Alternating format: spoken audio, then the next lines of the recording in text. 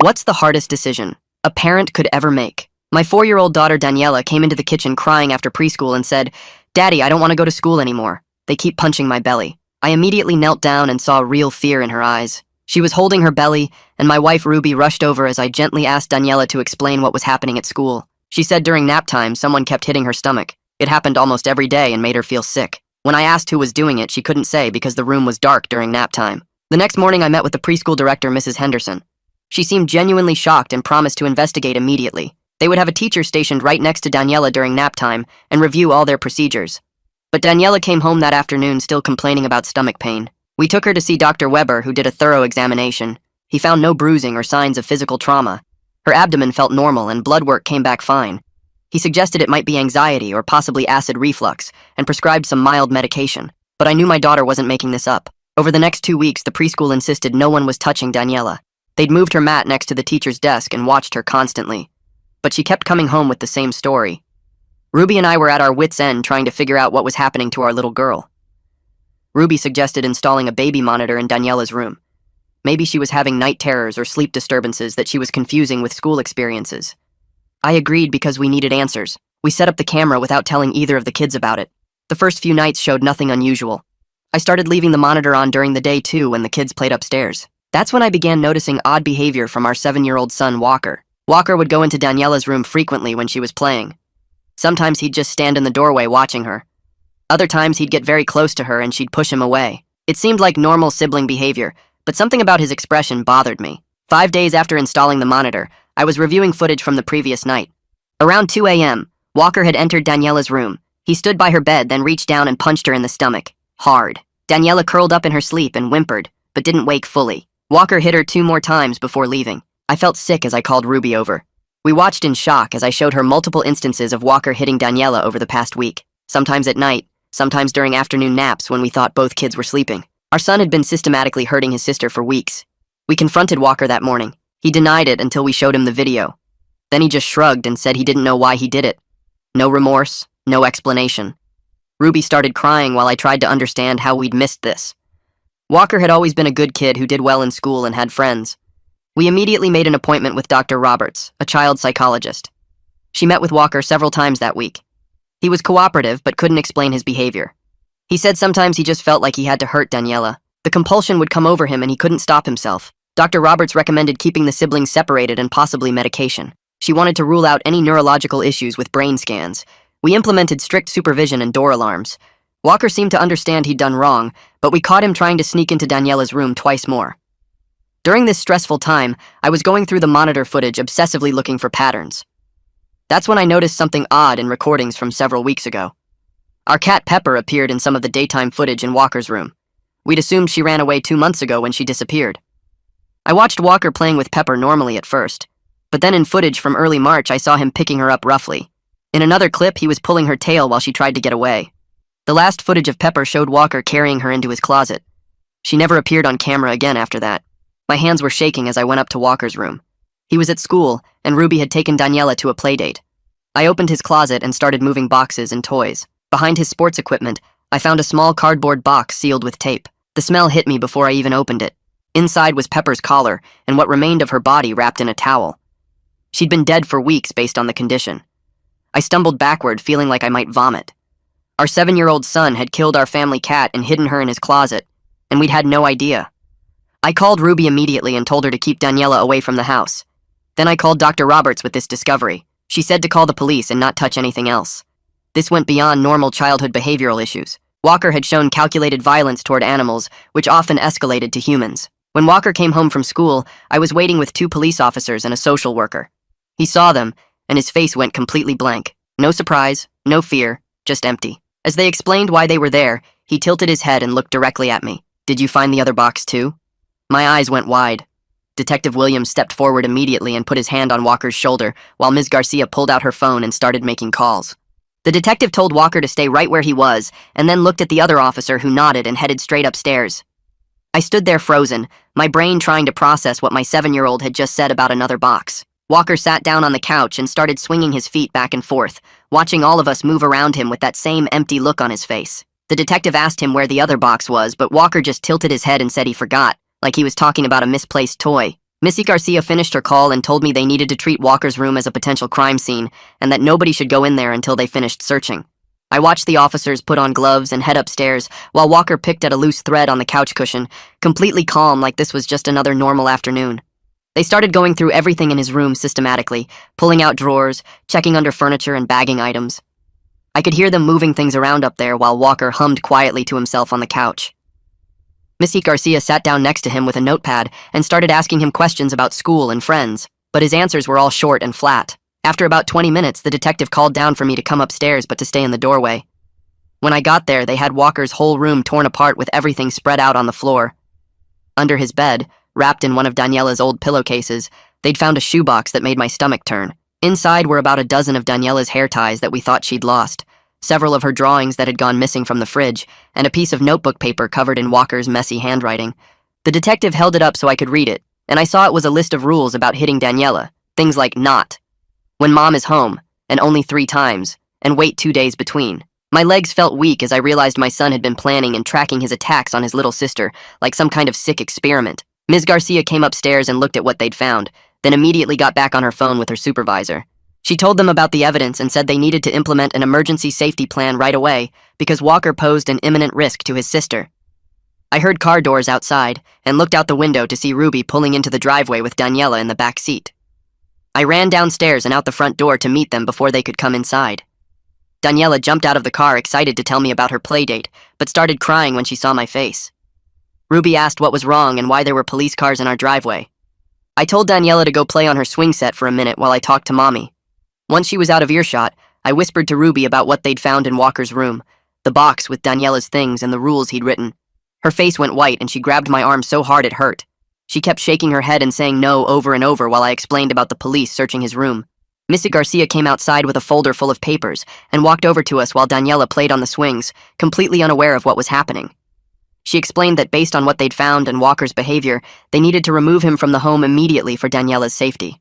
She said we could either agree to voluntary placement for psychiatric evaluation or they would pursue an emergency involuntary hold through the court. Ruby started crying and asking if we could just watch him closer or get more locks, but Ms. Garcia shook her head. She said the evidence showed planned, systematic abuse, and that Walker needed immediate professional intervention in a secure setting. I looked through the living room window and saw Walker still sitting on the couch, now playing with a toy car he'd found between the cushions. My hands shook as I signed the papers Ms. Garcia put in front of me, each signature feeling like I was signing away my son. Ruby signed too, tears dropping onto the pages as she wrote her name. Ms. Garcia called for the transport team and said they'd be here within the hour to take Walker to the children's psychiatric unit at the county hospital. We went back inside where Walker was still on the couch, rolling the toy car back and forth on his leg. When we told him he'd be going to stay at a special hospital for a while, he just asked if they had a TV there. The transport team arrived in a van with the hospital logo on the side and 2 people in scrubs got out. They were nice to Walker, talking to him about the hospital and what his room would be like. He packed a small bag with clothes and toys while they watched, moving slowly and carefully like nothing was urgent. When it was time to go, Walker picked up his bag and walked to the van without any fuss. He didn't cry or ask to stay or even seem upset about leaving. As they helped him into the van, he looked back at me and said he'd be good now in the same flat tone he'd used when talking about Pepper. The van pulled away, and I stood in the driveway watching until it turned the corner and disappeared. That night at the hotel, Daniela kept asking where Walker was and why we couldn't go home. She wanted her stuffed animals from her room and didn't understand why we had to stay somewhere else. Ruby and I took turns staying awake even though we knew Walker was at the hospital, both of us jumping at every little noise in the hallway. I kept checking the door locks and looking out the window at the parking lot, unable to shake the feeling that something bad was about to happen. Daniela finally fell asleep between us in the big hotel bed, but Ruby and I just lay there staring at the ceiling, wondering how we'd missed all the signs and what would happen to our family now. The next morning, my phone rang while Daniela was eating cereal at the hotel's breakfast area. Dr. Roberts said she'd been on calls with the hospital team since 6 a.m., sharing everything about Walker's sessions with her. She mentioned something called conduct disorder, with callous, unemotional traits that matched Walker's behavior patterns perfectly. The hospital psychiatrist wanted all her notes and video recordings from their appointments to build a complete profile. I wrote down everything she said on the hotel notepad while Ruby fed Daniela pieces of waffle and tried to act normal. Around 10 o'clock, Detective Williams knocked on our hotel room door, carrying a thick folder and a recording device. He sat at the small table and asked us to go through every single thing we'd noticed about Walker over the past year. We spent 3 hours describing the dead birds in the yard that Ruby had blamed on cats, the way Walker would stare at Daniela when she cried like he was studying her reaction. how he'd broken his friend's toy at a birthday party, then acted confused when the kid got upset. Williams wrote pages of notes and kept asking for more details about dates and times and specific behaviors. When we got to the part about finding Pepper's body, his pen stopped moving, and he just looked at us. He said they were reviewing whether criminal charges were possible, but prosecuting a 7-year-old was basically unheard of in our state. The next day, we had to go back to the house to get more clothes since we'd only packed for one night. Walking through the front door felt wrong, like entering someone else's home after they died. I went upstairs to pack while Ruby stayed downstairs with Daniela, who was scared to be back.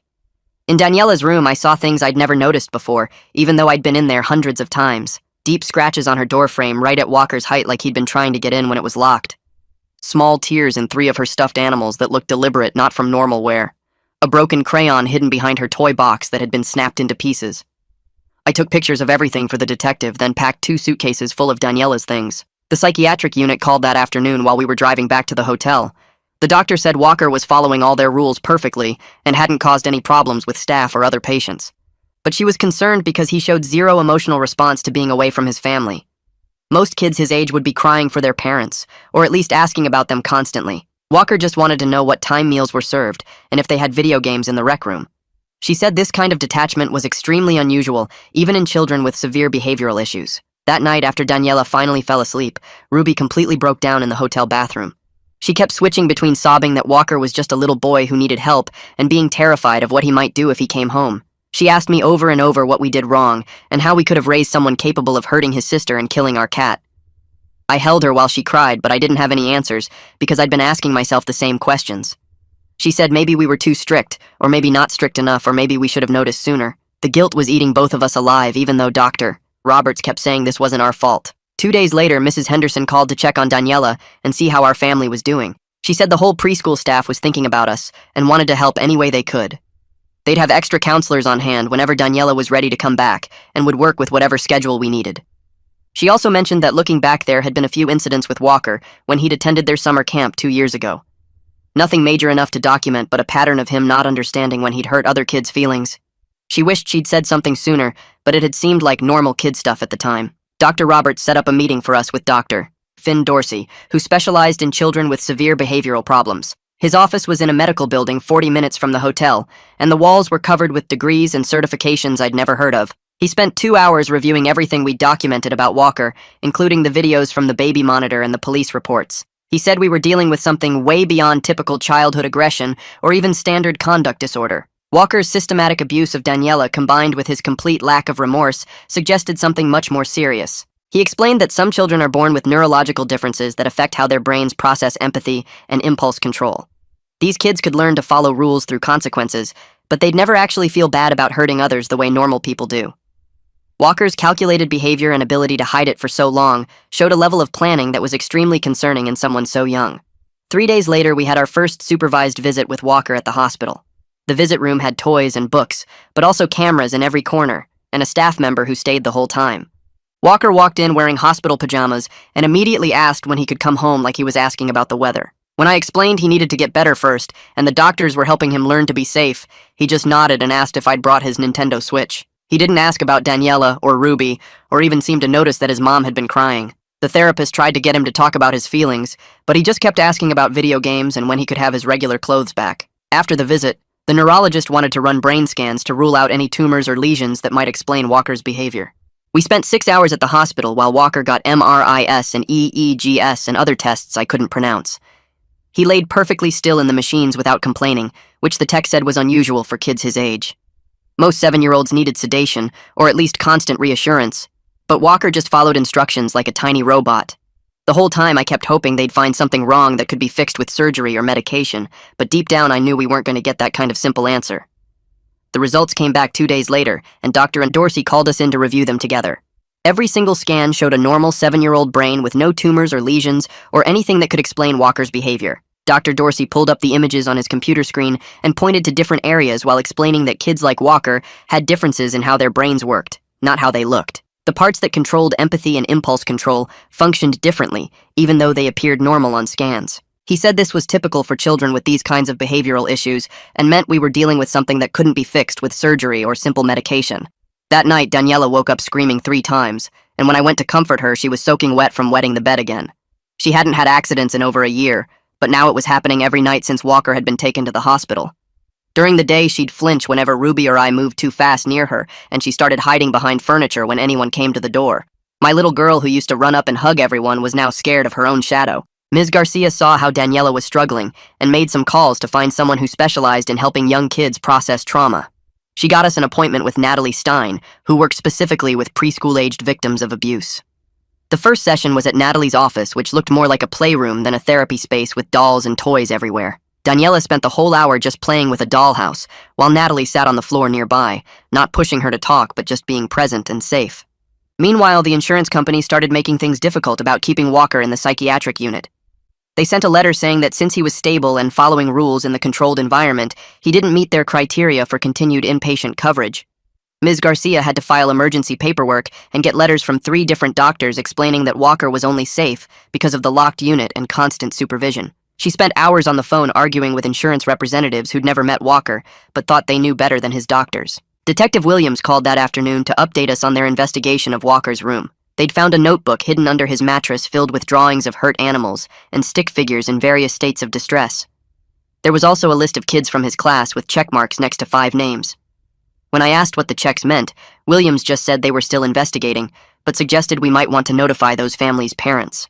2 days later, we got a call from Jade Hansen at Pine Ridge Residential Treatment Center. She was direct from the start, explaining their program worked with children who had severe behavioral disorders, including those with limited empathy. She said they could teach Walker to follow society's rules and control his impulses through strict structure and consequences, but they couldn't make him feel things he wasn't capable of feeling. The facility was 2 hours away, and kids typically stayed for 6 months to 2 years, depending on their progress. During our weekly family therapy session, Ruby finally broke down and admitted she'd been noticing strange things about Walker for over a year. She'd found dead birds in our backyard multiple times, but convinced herself the neighbor's cat was bringing them over. She'd seen Walker watching other kids at the playground with an odd expression, like he was studying them instead of playing. She'd even caught him pulling legs off bugs in the garage, but thought all boys went through that phase. Dr. Roberts helped her understand that she hadn't caused this by ignoring the signs, and that many parents missed early warning signs because they couldn't imagine their child being capable of such things. That night, I dragged a blanket and pillow into the hallway between the kids' rooms, even though Walker was locked in a hospital unit 30 miles away. I couldn't shake the feeling that I needed to guard Daniela's door. Every little sound made me jump up to check on her. I'd peek in to make sure she was still breathing, still safe, still there. The exhaustion was crushing, but I couldn't stop the constant checking and rechecking. Ruby found me there at 3 in the morning and tried to convince me to come back to our bed, but I couldn't leave my post. Walker's 2nd grade teacher sent an email saying she was shocked by the news because he'd always been such a polite student. She mentioned that looking back, she did notice he seemed to watch the other children's emotional reactions very carefully, almost like he was taking notes on how to respond appropriately. When kids cried on the playground, Walker would pat their back, but his face stayed blank. When everyone laughed at something funny, Walker would laugh too, but a beat too late, like he was copying them. She said she'd thought he was just shy, or maybe on the spectrum, but never imagined anything this serious. 3 days later, Ruby and I attended our first support group meeting for parents of children with severe behavioral disorders. The meeting was in a church basement with about 12 other parents sitting in a circle of folding chairs. Everyone looked exhausted and defeated in the same way we did. One mom talked about her 10-year-old daughter who'd been in residential treatment for 3 years after trying to poison her younger brother. A dad shared how his son had seemed perfect until age 8 when they found him torturing neighborhood cats. Another couple described years of therapy and medication trials with no real improvement in their child's lack of empathy. Hearing their stories made me feel less alone, but also confirmed what Dr. Dorsey had been trying to tell us. This wasn't something that would just go away with the right treatment. These families had been dealing with this for years and would continue dealing with it for the rest of their lives. Their kids had learned to follow rules to avoid consequences, but never developed real feelings for others. The support group leader talked about grief and how we needed to mourn the child we thought we had while learning to parent the child we actually had. The hospital psychiatrist started Walker on medication the next morning. She called to explain it would help control his impulses, but warned us not to expect miracles. The pills could reduce the urges to hurt others, but they couldn't create empathy that wasn't there. Walker took them without complaint, swallowing each dose while the nurse watched. 2 days later, we had our first supervised visit since his admission. Walker sat across from us in a small room with a therapist watching from the corner. He looked the same, but something in his eyes seemed even more empty than before. When I asked how he was doing, he listed off his daily schedule like reading from a script. Breakfast at 7, group therapy at 9, lunch at noon, more therapy, dinner, then bed. Ruby tried to hug him, but he stayed rigid in her arms. Then Walker mentioned he'd been thinking about Pepper, He said he was sorry she was gone. My heart jumped for a second until I asked if he understood why what he did was wrong. He tilted his head and recited exactly what the therapist must have told him. Hurting animals is against the rules and makes people sad. No real understanding, just memorized words. The therapist nodded like this was progress, but I felt sick. Meanwhile, Daniela had started seeing Natalie twice a week for trauma therapy. During one session, she drew our family with crayons. Ruby and I were stick figures holding hands. Daniela was between us with a big smile, but Walker was a black scribble separated from the rest of us by thick red lines. Natalie showed us the picture later and said this was actually healthy. Daniela was processing the separation as protective. Understanding that distance from Walker kept her safe. She was learning to feel secure again, even while dealing with what happened. 3 weeks passed in a blur of therapy sessions, hospital visits, and paperwork. Then the court date arrived for Walker's long-term placement hearing. Ruby and I sat together in the courtroom, but it felt like we were miles apart. She kept twisting her wedding ring while I stared at the wood grain on the judge's bench. The prosecutor started by describing Walker as a danger to others, listing every incident we'd reported. Each word felt like a knife, but they were all true. Our lawyer didn't dispute the facts, just asked for the most appropriate treatment. Dr. Dorsey took the stand next. He explained Walker's diagnosis in clinical terms, describing the neurological differences that affected his ability to feel empathy. He recommended long-term residential treatment with intensive behavioral therapy. When asked directly, he stated that home placement would put Daniela at continued risk of serious harm. His words were careful but clear. Walker couldn't safely live with his sister. The judge asked to hear from Walker himself via video link from the hospital. Walker appeared on the screen wearing a hospital shirt, sitting perfectly still. The judge asked simple questions. Did he understand why he was there? Because I broke the rules. Did he understand he'd hurt his sister? Yes. Did he feel bad about it? The doctors say I should. Every answer was flat and emotionless. When asked if he wanted to come home, he just shrugged. The judge reviewed all the reports for what felt like hours, but was probably 20 minutes. Finally, she looked up and announced her decision. Walker would be placed at Pine Ridge Residential Treatment Center, a specialized facility 2 hours away. We'd have supervised visits twice a week and family therapy once a week. The placement would be reviewed every 6 months, but she warned us to prepare for a long-term arrangement. Ruby started crying quietly, while I felt nothing but numbness. Moving day came a week later. I loaded Walker's clothes and toys into boxes, while Ruby labeled everything with his name. The facility had sent a list of approved items. No sharp objects, no electronics with internet access, no strings or cords over 12 inches. We drove the 2 hours mostly in silence. Walker sat in the back playing with a puzzle cube, not looking out the window once. Pine Ridge looked like a cross between a school and a hospital. Locked doors with keypads, high fences, cameras everywhere. But they'd tried to make it less scary with colorful murals and a playground visible through reinforced windows. Walker's room was small but clean. A bed bolted to the floor, a dresser that couldn't tip over, a desk with rounded edges. I helped him arrange his things while a staff member watched. Walker organized everything methodically, grouping his clothes by color, lining up his books by size. He tested the mattress, checked the closet dimensions, examined the window locks. When we had to leave, he didn't ask when we'd visit or when he could come home. He just waved and went back to organizing his shelf. Jade Hansen met with us before we left. She ran the behavioral program and had worked with kids like Walker for 15 years. She explained their system used clear consequences and rewards to teach appropriate behaviors. Every good choice earned points toward privileges. Every rule violation meant losing points. She said Walker was smart enough to learn the system quickly. The goal wasn't to cure him, but to teach him to function safely in society. Our first week without Walker at home felt completely wrong, but also weirdly peaceful. I kept walking past his room expecting to see him there. But Daniela started changing almost immediately. She stopped checking behind doors before entering rooms. She started sleeping through the night without waking up scared. She laughed at cartoons again and asked for second helpings at dinner. Her whole body seemed to relax in ways I hadn't realized she'd been tense. Ruby and I didn't talk much about how quiet the house felt. 3 days later, the phone rang during dinner, and it was Jade calling from Pine Ridge to tell me Walker had gotten another kid in trouble for smuggling candy from the cafeteria into their room. The other boy was younger, and Walker had convinced him it would be a fun game to break the rules together. But when staff caught them, Walker immediately blamed everything on the other kid. Jade said when they confronted Walker about manipulating the younger resident, he didn't show any guilt or shame, just seemed mad that his plan didn't work. She explained this was pretty common behavior for kids with his condition, and they'd be working on it in therapy. But I could tell she wasn't surprised at all. The next morning, Ruby told me she'd made an appointment with a therapist for herself because she needed help dealing with everything. She'd found someone who specialized in parents of kids with behavioral problems, and her first session was that afternoon. When she came back, her eyes were red from crying, but she seemed calmer somehow. She said the therapist helped her understand that Walker's brain was different from birth, and accepting that didn't mean she was giving up on him or being a bad mom. It meant she could stop blaming herself for not fixing something that wasn't fixable the way we wanted it to be. 2 days later, we had our first family therapy session over video with Walker at the facility. He sat in a chair next to Jade while Ruby and I huddled around my laptop at the kitchen table. Walker answered all the questions with the right words, saying he was sorry for hurting Daniela and understood why he needed to be at Pine Ridge. But there was no feeling behind any of it. Jade pointed out afterward that this was actually progress because he was learning what responses people expected, even if he didn't feel them naturally. She said for kids like Walker, learning to mimic appropriate emotions was sometimes the best outcome they could hope for. That night at bedtime, Daniela climbed into my lap and asked if Walker was sick. I struggled to find words a 4-year-old could understand without scaring her more.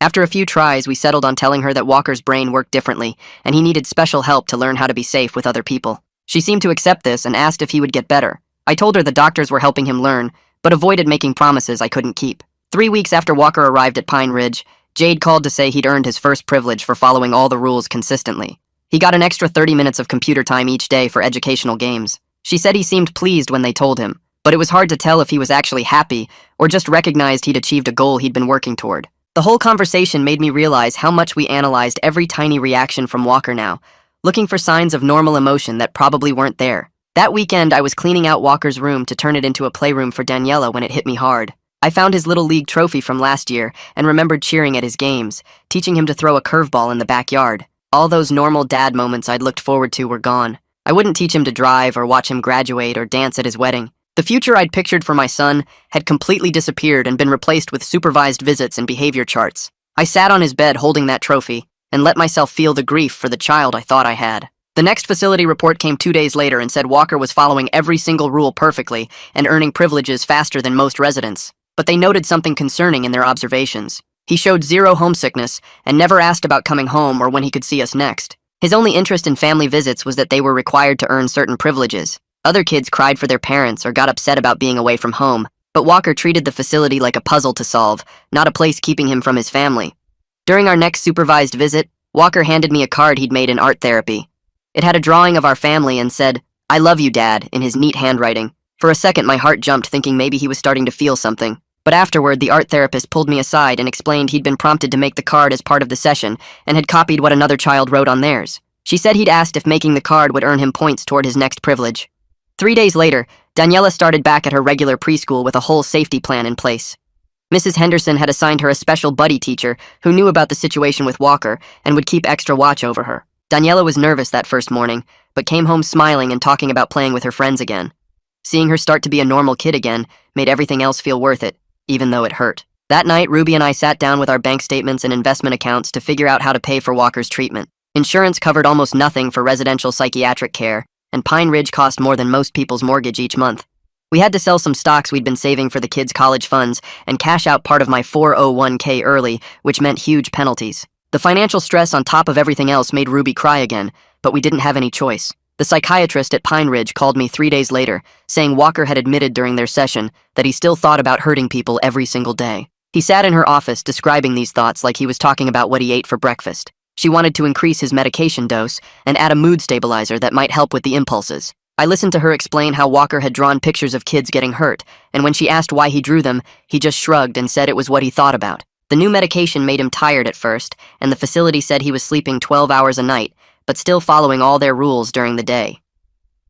6 weeks into treatment, they scheduled our first family session where Daniela would join by video from home with Ruby while I went to the facility. Walker sat across from me in the therapy room watching the laptop screen where Daniela appeared holding her favorite stuffed animal. She immediately hid behind Ruby when she saw Walker's face on the screen. He watched her with that same blank look I'd seen so many times before, while the therapist tried to get them to interact. Daniela whispered something to Ruby about being scared, and Walker just tilted his head like he was studying an interesting bug. The therapist ended the video part after 10 minutes when Daniela started crying. That week, they started teaching Walker about emotions using flashcards with faces showing different feelings. Jade showed me how he'd memorized every single card perfectly and could name happy, sad, angry, scared, surprised without hesitation. But when she asked him to show her what happy looked like on his own face, he just stretched his mouth into something that looked more creepy than happy. She explained his brain didn't process emotions the same way, and he was basically learning to copy what he saw without actually feeling it. I found a support group for fathers dealing with kids who had serious behavior problems and went to my first meeting that Thursday night. The room had 8 other dads sitting in a circle, and when it was my turn to share, I explained about Walker. One man named Tom nodded and said his son was 16 now and had been in different facilities for 8 years after trying to burn down their house with his sister inside. Another dad talked about how his 12-year-old had been caught poisoning neighborhood pets and was now in juvenile detention. Hearing their stories made me realize this wasn't something that just got better with time. Ruby and I started couples therapy the next week because we were barely talking to each other anymore. The therapist helped us see we were both grieving in different ways and blaming ourselves for not seeing Walker's problems sooner. Ruby admitted she'd been having nightmares about Walker coming home and hurting Daniela again, while I told her about the guilt eating me up for missing all the signs. We held hands for the first time in weeks and cried together in that office. Walker sent a letter home that the facility forwarded to us with their approval. His handwriting was neat and perfect as always, and the letter said he was sorry for hurting Daniela and making us sad. The therapist had clearly helped him write it because it used phrases like, "I understand my actions caused harm," and "I take responsibility for my choices." At the bottom, where they'd asked him what he would do differently next time, he wrote in his own words, "Follow the rules better." Not that he wouldn't hurt his sister, but that he'd follow rules. 2 months into treatment, the facility director called to say Walker had become their model resident and was helping teach the rules to kids who just arrived. She explained he'd memorized their entire behavior system and could recite every rule and consequence perfectly, but she was careful to point out he did this to earn privileges like extra computer time and better snacks, not because he wanted to help anyone. She said he kept a chart in his room tracking exactly how many points he needed for each reward. Meanwhile, Daniela was working with Natalie on something called a safety book, where she drew pictures of all the people who kept her safe. She drew me and Ruby and her teacher and Natalie and her grandparents and even our neighbor who sometimes watched her. Walker wasn't in any of the pictures, and when Natalie gently asked about him, Daniela said he wasn't safe. It broke my heart, but I knew she was right, and it was good she understood that. Walker's teachers at the facility contacted us about moving him to their advanced classroom because he was finishing his regular work too fast and getting bored. They said his IQ tested in the gifted range, and he could understand complex concepts easily. The problem was he understood right from wrong perfectly on an intellectual level, but his brain just didn't connect that understanding to any feelings about it. He could explain why hitting was wrong and list all the reasons, but it didn't make him feel bad about doing it. The facility director scheduled a meeting with us to talk about long-term planning and what would happen after Walker turned 18. She sat us down in her office with a thick folder of information about supervised group homes and residential programs for adults with antisocial personality disorder. She explained that based on Walker's lack of progress developing empathy, he would probably need some kind of supervised living situation his whole life. The words hit me like punches as she talked about vocational training and medication management and how some people with Walker's condition could live semi-independent lives with enough structure and supervision. This wasn't what any parent wanted to hear about their 7-year-old kid, but I was starting to accept this was our reality now. The next week during our supervised visit, Walker sat across from me in the bright yellow visiting room and started asking questions about our house. He wanted to know if we still had the same alarm code and whether the motion sensors covered the whole downstairs or just certain rooms. He asked if we'd fixed the broken lock on the basement window and whether Daniela's new room had a lock on it. Jade immediately stood up from her chair in the corner and walked over to us. She told Walker those weren't appropriate questions and asked him to explain why he wanted that information. He just shrugged and said he was curious about home. The way he said it made my skin crawl because there was nothing homesick or nostalgic in his voice, just that same flat tone he used for everything. Jade ended the visit early and pulled me aside to discuss adding new safety protocols for any future home visits. 3 months after Walker entered the facility, we had our first big case review meeting. The conference room was packed with people holding thick folders and tablets. Dr. Dorsey was there along with Jade and the facility director, and Walker's psychiatrist and a woman from the state who oversaw residential placements. They went around the table sharing their reports and observations about Walker's progress. The psychiatrist said Walker had perfect compliance with medication and never missed a dose. The facility director said he followed every single rule and hadn't had any behavioral incidents in weeks. His teacher said he was doing grade-level work and participated appropriately in class. But when it came to discussing actual emotional development, everyone's tone changed. Dr. Dorsey explained that Walker showed zero development of genuine empathy despite months of intensive therapy. He could recite why hurting others was wrong and list all the consequences, but there was no actual feeling behind the words. Jade said Walker had learned to mimic appropriate emotional responses by watching other kids, but it was just copying, not real emotion. The woman from the state asked about discharge planning, and everyone went quiet. The facility director finally said Walker would need continued residential treatment for the foreseeable future and probably into adulthood. That same week, Natalie showed me a picture Daniela had drawn during her therapy session. It was our family with me and Ruby and Daniela all holding hands in front of our house. Walker was in the picture too, but he was inside a separate building that Daniela had labeled Helping House in her shaky 4-year-old handwriting. Natalie explained this showed Daniela understood boundaries in a healthy way and wasn't excluding Walker from the family, but recognizing he needed to be somewhere safe. She said Daniela was making excellent progress processing the trauma and developing appropriate safety awareness for her age. By December, Walker had earned enough points in the facility's behavior system for an overnight Christmas visit. The facility sent us a 12-page document with supervision requirements and safety protocols we had to follow. We spent 2 weeks preparing the house by installing locks on Daniela's door and setting up cameras in the hallways and common areas. We had to submit a detailed schedule showing where Walker would be every minute of his visit and who would be supervising him. Ruby cried while we installed the lock on Daniela's door because it felt so wrong to need to protect one child from another in our own home. On Christmas Eve, we picked Walker up from the facility with 2 staff members who would rotate shifts staying in our house during the visit. Walker got in the car carrying a small bag and buckled his seatbelt without saying anything. During the drive home, he stared out the window and answered our questions with 1 or 2 word responses. When we pulled into the driveway, Daniela was watching from the living room window and immediately disappeared when she saw the car. The visit went exactly according to the schedule we'd submitted. Walker woke up at 7 and ate breakfast while the overnight staff member sat at the table with him. He opened his presents in the living room while we all watched and said thank you after each one using the exact same tone and facial expression. He played with his new toys for exactly 30 minutes, then asked what was next on the schedule. When Daniela finally came downstairs, she stayed pressed against my leg the entire time and wouldn't look directly at Walker. He didn't try to approach her or talk to her, just continued following the rules and schedule perfectly. Christmas dinner felt like a performance with everyone playing their assigned roles.